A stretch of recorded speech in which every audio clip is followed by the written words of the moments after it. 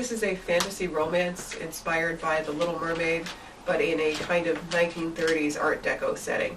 I hope you enjoy it. She just had to survive 1 year with Hendry, she reminded herself. And then she'd be free to go anywhere she wanted. Maybe she'd go to the Federation of Republics. Every few months, her father set up a film projector to watch movies made in the republics, and they'd drink flavored honey and marvel at the quick-footed dancing, fast-talking humans that sparkled in black and white, fell in love, and pined for each other while dancing on shiny city streets. Bata used to make fun of Nia because she loved watching the human romance movies. Hendry stepped out of the office first, and behind him followed a second man. They shared a cigarette for a few moments. Hendry was lanky with red blonde hair and long features, and dressed in a pinstripe gray and lavender suit. The second man was shorter and stockier, his black hair a little long with a slight wave, while a pencil mustache and well-groomed goatee decorated his face. His cream button-up shirt was unbuttoned enough to reveal hair on his chest. Nia hadn't known humans could be hairy. The hairy human smiled, revealing large teeth and causing his eyes to crinkle in a way that was oddly cute.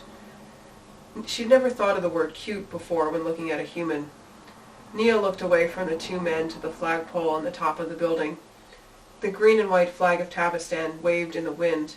Most humans in Tabastan, the nation that surrounded her Tanu caves, were poor farmers, hardly able to grow crops in the dusty soil. Dendron, to the north, was wealthier.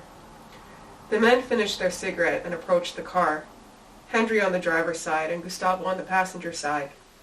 "Miss Nia," he said to her, his voice low and smooth. "Prince Hendry asked me to take you in my car. He says you'll be more comfortable there." She glanced at Hendry, who nodded. "Right. Follow me, miss." She followed him to a parking area to a large black car. He opened one of the back seat doors for her. She slid into the back seat. Gustavo got into the driver's seat. "I hope you don't mind being alone with me. Sorry you can't take off your mask." "Huh?" "Hendry said you're a follower of the prophet Addersan. You can't expose your face or hair to men you aren't related to."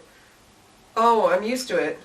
It would have been nice and smart of Hendry to tell her beforehand what he was going to tell people to excuse her strange outfit, but it was clear that the prince was neither of those things. Her outfit wasn't quite the style of an Andersanian woman's, but she supposed it was a good enough excuse. "Your father asked Hendry to accompany you to Ratisborough University.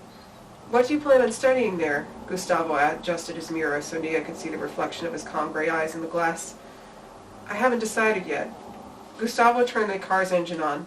Nia felt the vibration in her whole body, but it was much less jarring than in Hendry's car.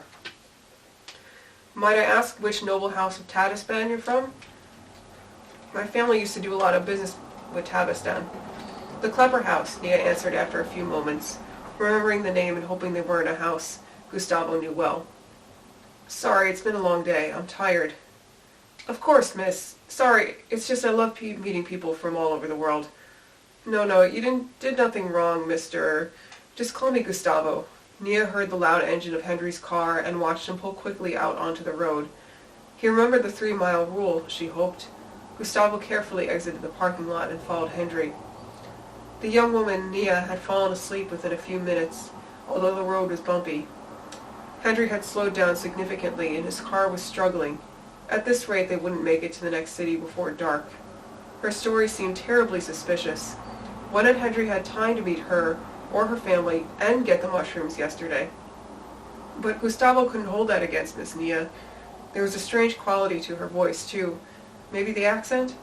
But it was more than that. There was an undertone, a vibration that made him think of the fast-beating wings of bumblebees and hummingbirds, of summer days drinking lemonade and playing amid the flowers of his great-uncle's garden when he was a kid. Thank you.